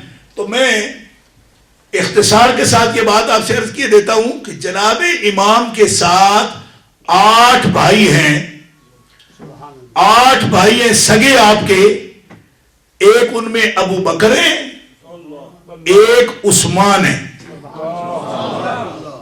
عباس ہیں، عبداللہ ہے، اور 8 بھائی حضرت امام عالی مقام کے شہید ہوئے ہیں میدان کربلا میں۔ آئے لوگوں نے ان کے نام الامامہ والسیاسہ اور الصحابہ، ساری کتابیں جتنی بھی سیرت کی کتابیں ان کے اندر یہ موجود ہے۔ اور ابھی 10 بھائی آپ کے زندہ اور موجود تھے۔ حضرت مولا علی شیر خدا کے 18 بیٹے تھے، یہ بات آپ کے ذہن میں ہے کہ آپ کے 18 بیٹے تھے اور 8 ان میں وہ ہیں جو شہید ہوئے ہیں میدان کربلا کے اندر۔ امام حسن مجتبیٰ تو پہلے مثال، امام حسن مجتبیٰ کے 3 بیٹے آپ کے ساتھ شہید ہوئے ہیں میدان کربلا کے اندر۔ تو 20 کتابوں سے زیادہ اس پر ہمارے پاس ایسی کتب ہیں معتبر جن میں سے یہ پیش کیا جا سکتا ہے۔ تو حضرت امام حسن کے بیٹوں میں بھی ابو بکر نام کا بیٹا ہے آپ کا، اور حضرت امام عالی مقام کے بیٹوں میں بھی ابو بکر نام کا بیٹا ہے، اور حضرت مولا علی شیر خدا کے بیٹوں میں تو لطف کی بات ہے، ایک ابو بکر اکبر ہے، ایک ابو بکر اصغر ہے، ایک عمر اکبر ہے، ایک عمر اصغر ہے۔ یعنی 2 بیٹوں کے نام عمر رکھے ہوئے تھے، ایک کو بڑا عمر کہتے تھے، ایک کو چھوٹا عمر کہتے تھے، ایک کو بڑا ابو بکر کہتے ہیں، ایک کو چھوٹا ابو بکر کہتے ہیں۔ یہ 18 بیٹے ہیں آپ کے حضرت مولا علی شیر خدا کے کرم اللہ تعالی وجہ الکریم کے۔ تو ان سب کی شہادت پر جناب امام عالی مقام کو صدمہ، فراق، جدائی، نقصان آپ محسوس کرتے تھے، مگر یہ محسوس کرنا نقصان کے زمرے میں نہیں۔ نقصان ہوتا تو آخری وقت تک آپ اختیار رکھتے تھے، یعنی آپ کے پاس یہ آپشن تھی کہ فوراً کہتے ٹھیک ہے میں تیار ہوں۔ ہم دن میں ہمارا تو یہ وتیرہ ہے، ہم کہتے ہیں بھئی یہ دنیا جو ہے نا چلتی ہے کوآپریشن سے، گیو اینڈ ٹیک سے، کچھ دو کچھ لو۔ اس پالیسی پر امام 1 منٹ کے لیے بھی چلتے تو کوئی تکلیف نہ ہوتی آپ کو۔ جو آپ کی کامیابی کی کنجی ہے نا میری اور آپ کی، ہم سمجھوتا کرتے ہیں نظریات پر، ہمیشہ چھوڑ کے نظریات کو ہم زندگی گزارنے پر راضی ہو جاتے ہیں، ٹھیک گیو اینڈ ٹیک ہوتا ہے جی، کچھ دو کچھ لو تو بات ہے۔ امام کو اس میں شامل نہ کریں، کیوں کہ آپ امام ہیں، آپ امام ہیں۔ اور امام کا مطلب یہ نہیں کہ جیسے میں امام ہوں یا شاہ صاحب امام ہے یا وکیل صاحب امام ہے اس طرح امام ہے، ہمیں بھی معاہدے کرنے پڑتے ہیں، ہمیں معاہدے کتنی باتیں غلط ہم دیکھتے تھے، ہم آپ کو کہہ نہیں سکتے، کیوں کہ ہمارے میں اتنی ضرورت ہی نہیں ہے۔ کس طرح کہیں آپ 2 آدمی مل کے آئے تھے جو ہمارا جناب دائیں پٹیس کر دے، مسیحیوں کٹو جی نہ انہوں نے شہروں کاٹ دے جی۔ اب ہم کیا کرتے ہیں، کسی کے گلے پڑتے ہیں، صرف حوالے دکھا دکھا کے تو اہل سنت کو مسلک بیان کرتے ہیں۔ تو کئی لوگ ہمارے خلاف اتنی جناب ہو گئے کہ یہ تو جناب سواستی سے ان کو مٹا دینا چاہیے۔ میں کو خدا دیا بندیا، کوئی کسی کی کوئی عزت کو بٹا لگایا ہم نے، کسی کو ماں بہن کی گالی دی، کہا بڑے سخت ہے جی۔ میں کہا کرتے کیا ہے؟ کہا جی دیکھو جی ہمیں دلیلیں دیتے ہیں۔ دیکھو نا 10 سال سے ہم برینڈ فورڈ میں خطیب ہیں، کس آدمی کے منہ چڑھ کے گالیاں دی ہم نے؟ یہ ہمارا وتیرہ ہے۔ اور اگر دلیل بیان کرنے پر بھی لوگ غصے ہوں تو پھر سوچو نا ہم ائمہ مساجد ہیں، خدا کی قسم سامنے دیکھتے ہوئے کہ یہ بات اس کو نہ کرنی چاہیے، پھر بھی رک جاتے ہیں. کیوں؟ کہ اتنا حوصلہ نہیں. امام کے نقش قدم پر بھی چلنا مشکل ہے. غور کرو مسلمانوں، امام کے نقش قدم پر بھی چلنا مشکل ہے. ایک آدمی ہمیں حوصلہ دلائے گا کہ چلو، اسی کے خلاف بات آ گئی تو وہ روکے گا. میری تو شرم کرو نا. کیوں؟ کہ میں تو تمہاری خدمت کرتا رہتا ہوں، مجھے بھی سچ کہتے. حسینیت بڑا مشکل کام ہے. لوگوں نے آسان سمجھ رکھا ہے کہ جناب ہم ان کا نام لیتے ہیں. بالکل کوئی گیو اینڈ ٹیک نہیں، کوئی نظریہ نہیں، اس قسم کا استعمال نہیں فرمایا. سیدھا سیدھا حق. آج بھی لوگ دنیا میں کھڑے ہیں، کہتے ہیں ہم انقلاب لائیں گے، اسلام کا انقلاب لائیں گے. ممبرشپ کر رہے ہیں، 20 سال ہو گئے. لائف ممبر بنو جی، دفتر بناؤ جی، یہ کرو جی، وہ کرو جی. میں نے کہا امام نے جو کرنا تھا کر دیا، اور تم نے ساری عمر لائف ممبر ہی بنائے ہیں، کچھ بھی نہیں کیا. نہ کچھ کرنا ہے بعد میں لکھا لو تو کچھ بھی نہیں کر سکو گے. کیوں؟ کہ جس نے کچھ کرنا تھا کر دکھایا. نہ کسی دفتر کا انتظار کیا، نہ کسی ممبر کا انتظار کیا، اور دعوت دین کو اس انداز سے پیش کیا کہ آج بھی دنیا ان کا نام لے کر حق کا راستہ معلوم کر رہی ہے. اور جو منصوبے بناتے رہتے ہیں، پلاننگ کرتے رہتے ہیں، ان کی پلاننگ دری کی دری رہ گئی. مودودی صاحب بھی مر گئے. اتنا زمانہ وہ بھی انقلاب اسلامی کے داعی تھے. ٹھیک ہے جی، ہزاروں چکر انہوں نے چلائے ہیں. پچھلے بھی ہزاروں چکر چلا کے بیٹھے ہیں. کبھی سینٹر خریدتے ہیں، کبھی سینٹر الیکشنوں کے لیے بیچتے ہیں، کبھی کچھ کرتے ہیں. دھندے چلائے ہوئے اپنے، اور نام رکھاتے ہیں انقلاب لانے والے. انقلابی کائنات میں مانے کوئی جمعہ جدا نام حسین.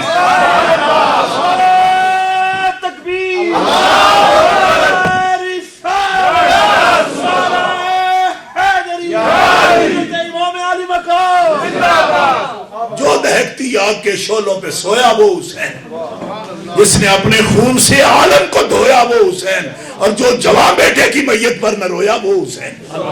یہ شان ہے آپ کی، ہمیں فخر ہے ان پر. انہوں نے جس انداز سے آج پوری ملت اسلامیہ کو یہ بتانے کی ضرورت ہے کہ ایسے لوگ قوم کا، پوری ملت کا سرمایہ ہوتے ہیں. اور لوگ کیا کہوں، یہ حسین نہیں ہے، مگر لوگ اس لیے کہتا ہوں کہ یارو کچھ غور کرو مسلمانوں.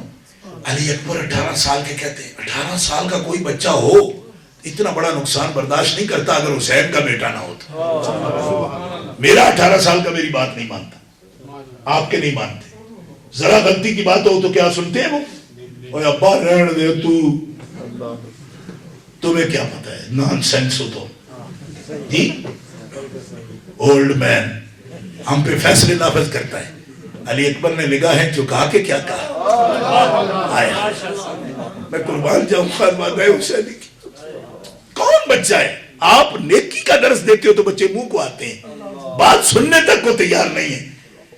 حضرت قاسم کے قصیدے پڑھنے کو اس لیے نہیں دل چاہتا کہ وہ ایک یک بار کی لوگوں نے اللہ بول دیا تو قاسم مار دیا. نہیں، قاسم اپنی پہچان رکھتا تھا. کیوں؟ کہ وہ حسن مجتبیٰ کا بیٹا تھا، اس کی اپنی پہچان تھی. اس کو الگ آفر آ سکتی تھی یزید کی اگر اس کے اور چچا کے درمیان ذرا سا بھی فاصلہ ہوتا. لیکن حضرت قاسم، اللہ اکبر، استقامت کا پہاڑ. حضرت علی اکبر استقامت کا پہاڑ.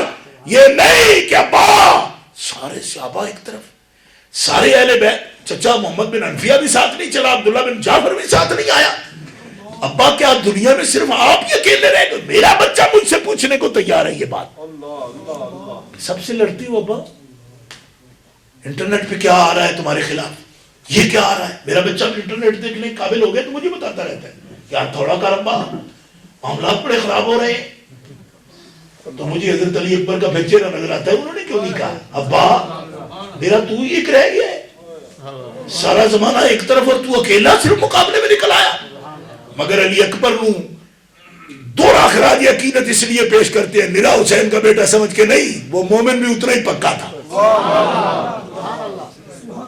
سمجھو اس بات کو، ورنہ 18 سال کے کو بھاگ جانا بڑا آسان تھا. اور اس کی وجہ بھی یہ تھی کہ شمر دلجوشن اور یزید والے اس کے ماموں لگتے تھے. یہ بات آپ کو معلوم ہے کہ ام لیلہ جو ان کی ماں ہے حضرت علی اکبر کی، وہ سگی بھانجی ہے حضرت امیر معاویہ کی. وہ سگی پھوپھی کی بیٹی کا بیٹا ہے، یزید کی سگی پھوپھی کی بیٹی کا بیٹا ہے.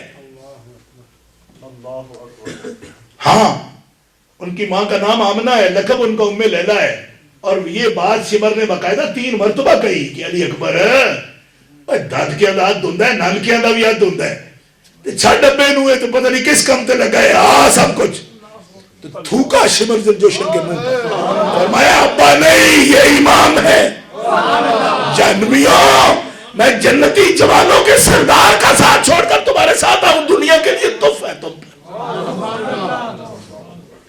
اس لیے حضرت قاسم کی جوانی پر رشک آتا ہے۔ آج کون بچہ ہے کہ اتنے شرع صدر کے ساتھ وہ اپنے باپ کے فلسفہ دین کو سمجھتا ہو، ورنہ بچہ بھاگ جائے گا، کہے گے تو جنونی ہے جناب، ہمیں مروا دیں گے، لیکن وہ سمجھتے ہیں کہ جیتے رہتے تو کیا پاتے ہیں۔ حضرت قاسم کا جو 8 مرتبہ ہے جیتے رہتے اگر تو وہ پاتے۔ محمد بن انفیہ بیٹے ہیں حضرت علی المرتضیٰ کے اور سکے بیٹے ہیں، کوئی ان میں شک شبہ نہیں، لیکن بتاؤ جو مقام عباس علمدار نے پایا کیا وہ محمد بن انفیہ کا ہے؟ بولو۔ میں آپ کے سامنے بیٹھا ہوں، میں ان دونوں کے احوال جانتا ہوں، وہ بھی بیٹا ہے، وہ بڑا ذمہ دار بیٹا ہے، مگر محمد بن انفیہ کا نام کہاں آئے گا؟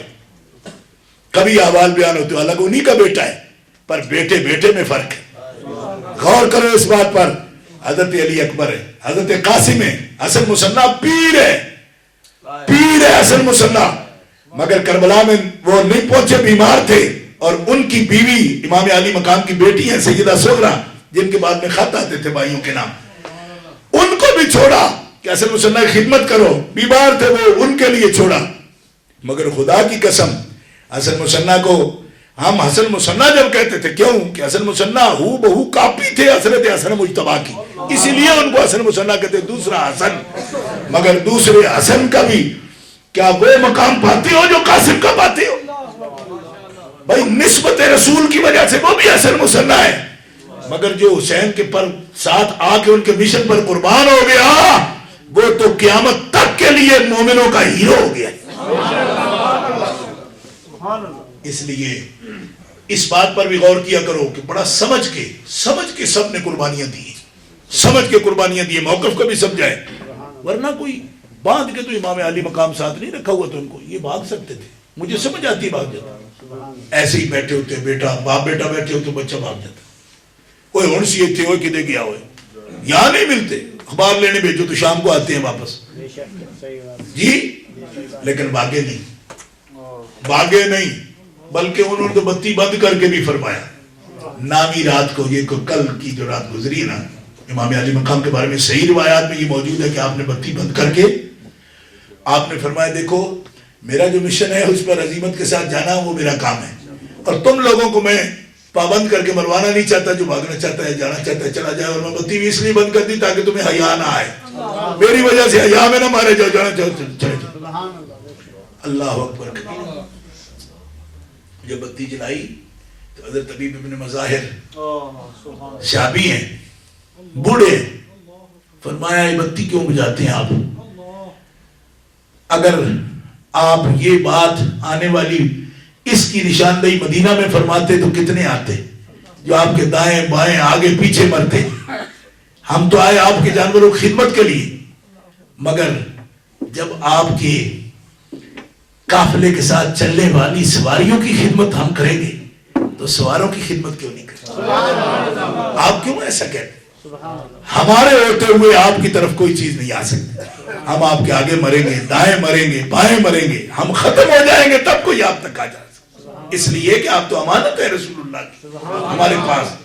اور میں یہ جملہ بار بار کہتا رہتا ہوں کہ آپ نے فرمایا یہ بے ایمان کوفی مرید آپ کے جنہوں نے آپ کو خط لکھے، ہم کوفی مرید نہیں ہیں، ہم مدینے والے، اور مدینے والے مریدوں نے تو ہمیشہ آپ کے نانا جان پر بھی قربان ہونا سیکھا، آپ پر بھی قربان ہونا، اور قربان ہوئے جتنے قافلے میں حضرات صاحب۔ آج بھی ایک آدمی کہہ رہا تھا کہ 145 تک گئے ہیں، تو میں نے کہا ان میں یہ بھی تو بولو کہ تمہارے وہ خط لکھنے والے کتنے تھے؟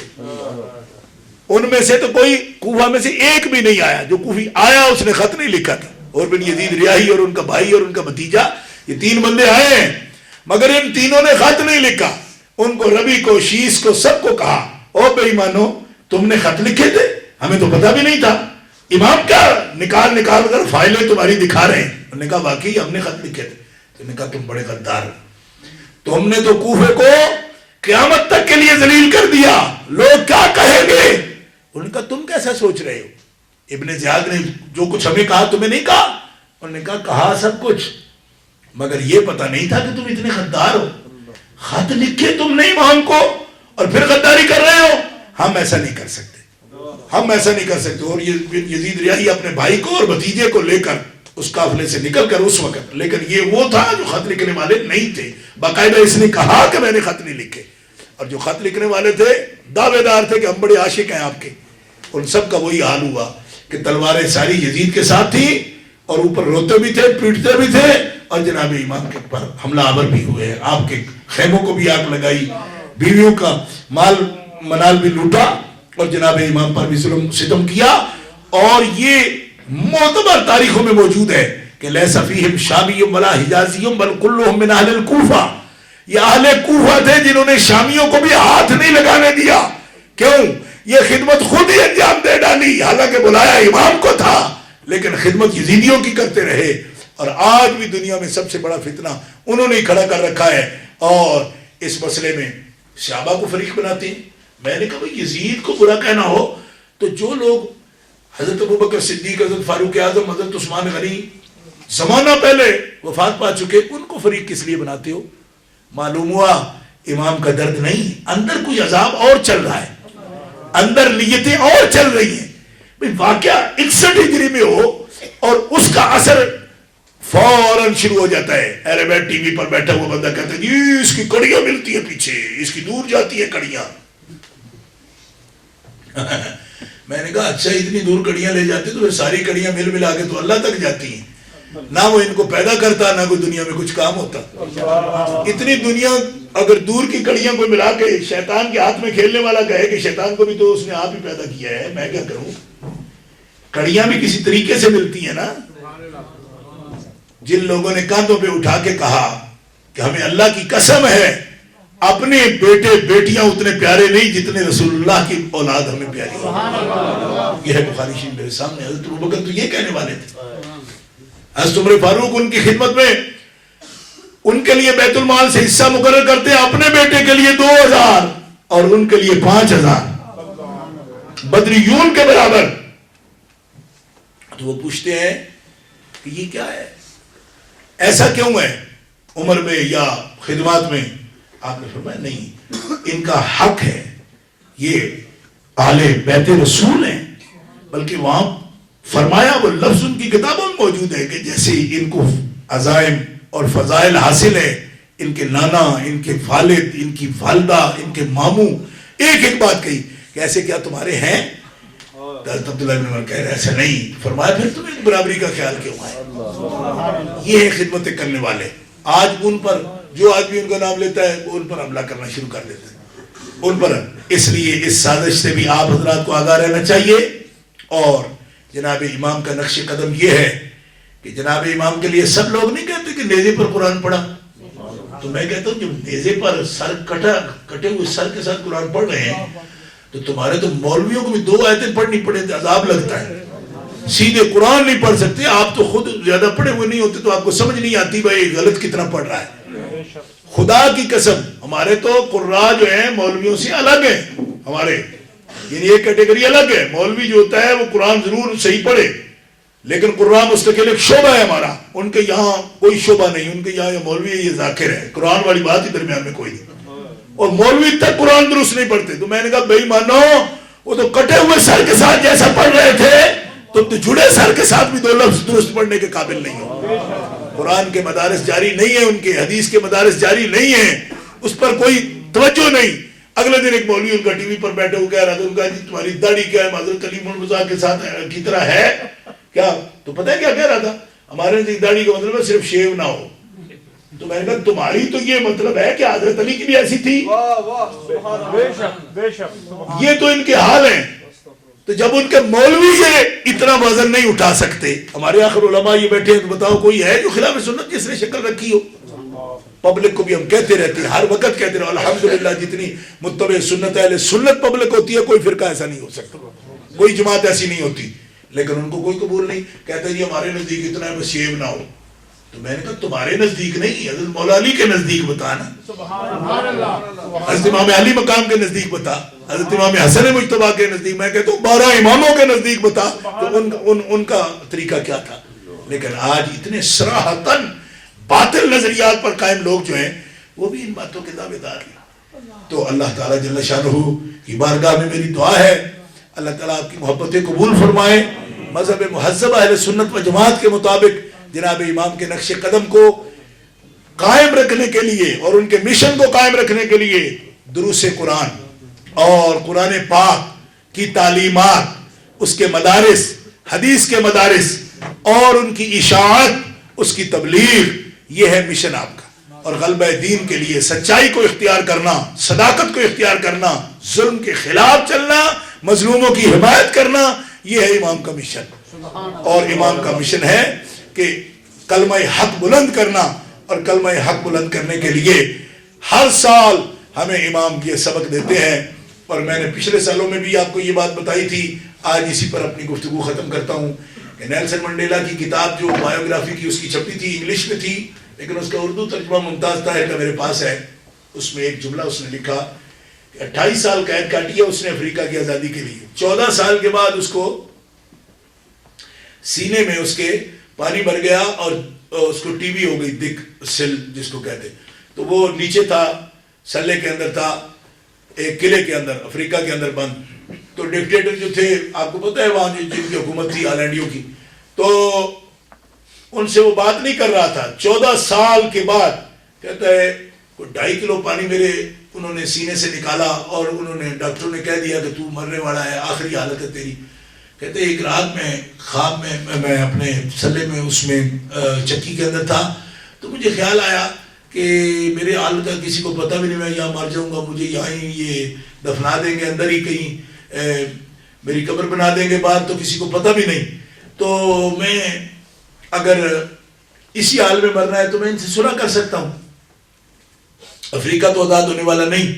کہتے ہیں اس خیال سے میں سویا اور خیال تھا کہ صبح چلو میں بات کروں گا سپرینٹینڈنٹ سے، پھر وہ جا کے جنرل سے بات کرے گا. تو کہتے ہیں رات خواب کو میں دیکھ رہا ہوں اور نیم خوابیدہ میں حالت میں بیٹھا ہوں کہ سویا بھی نہیں ہوں. کمرے کے اندر اس چکی کے اندر اس طرح لگتا ہے جیسے کوئی سایہ چلتا ہے.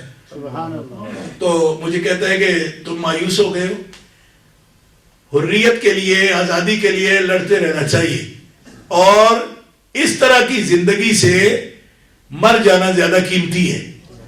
موت ہی آئے گی نا، اور اگر تمہاری قبر بھی یہاں بن جائے نا، وہ قبر بھی لوگوں کو آزادی کا پیغام دیتی رہے گی. تم یہ نہ سمجھو کہ تم خالی جا رہے. تو کہتے ہیں اچانک میرے خیال آیا بھی اتنے تالے لگے ہوئے، دروازے بند ہیں، اندر کون بندہ یہ بات کر رہا ہے. تو میرے وجود کے اندر ایک کرنٹ آ گیا، میں اٹھ کے بیٹھا اور معلوم ہوا کہ جیسے وہ سایہ پلٹ رہا ہے واپس. تو میں نے کہا آپ کون ہو جو مجھے یہ بات بتا رہے ہیں؟ اس کا میرا نام حسین ابن علی. یعنی منڈیلا مسلم نہیں ہے، آپ جانتے ہیں نیلسن منڈیلا کو، ایک بڑا معزز لیڈر ہے دنیا کا، مانتے ہیں بندے اس کو. آزادی کی جنگ اس نے لڑی، 28 سال تک جیل کاٹی ہے اس بندے نے، اور آج بھی دنیا اس کو بڑا ہیرو مانتی ہے. اس نے اس بات کا اعتراف کیا. سید شبیر شاہ کی وہ میرے پاس اس کا ریکارڈ موجود ہے انٹرویو کا، اس کے اندر بھی اس نے کہا کہ ہمارے بے شمار ہزاروں نوجوان مقبوضہ کشمیر کی آزادی کے لیے مر رہے ہیں، مگر سب سے زیادہ جس چیز نے آزادی کے لیے ہمیں تقویت دی ہے وہ خون حسین ہے. فلسطین کے اندر مرنے والے، چیچینیا کے اندر مرنے والے. تو آج امام علی مقام کا نقش قدم اور آپ کا درس ان سے معلوم کرو جا کے جو آزادی کی جنگ لڑ رہے ہیں. ان کو ایسا بتانے والے بہت ہیں کہ گزارا کرو، کوآپریشن کرو، حالات ایسے ہونے چاہیے، سب سے مل کے رہو. امام علی مقام کی روح آزادی کی قیمت بتاتی ہے. اور کال کوٹھڑیوں میں جو لوگ پڑے ہوئے ہیں، امام کی روح مقدس کو یہ بھی پتا ہے کہ مجھے کس کس کو بتانا ہے جا کے، اور بتاتے ہیں. آج بھی دنیا اگر غلامی کے پھندے ٹوٹ رہے ہیں اور آزاد ہو رہی ہے تو جناب امام علی مقام کی روح علی کا یہ فیضان ہے. آج بھی روح انسانیت ان کی عظمت کو سلام پیش کرتی ہے، اور قیامت تک ان کا نقش قدم میں کہتا ہوں انقلابیوں کو بھی جھجھوڑ رہا ہے کہ تمہاری تو تیاریاں ہی چل رہی ہیں، جس نے کچھ کرنا تھا کر گزرا. اور آج بھی سب سے بڑا نقش قدم انہی کا ہے. اللہ تعالیٰ جل شانہ ہمیں ان کی ذات اقدس کے ساتھ سچی محبت نصیب فرمائے، ان کے نقش قدم پر چلنے کی توفیق دے. کھڑے ہو جائیے، سلام پڑھ لیجیے اور پھر انشاءاللہ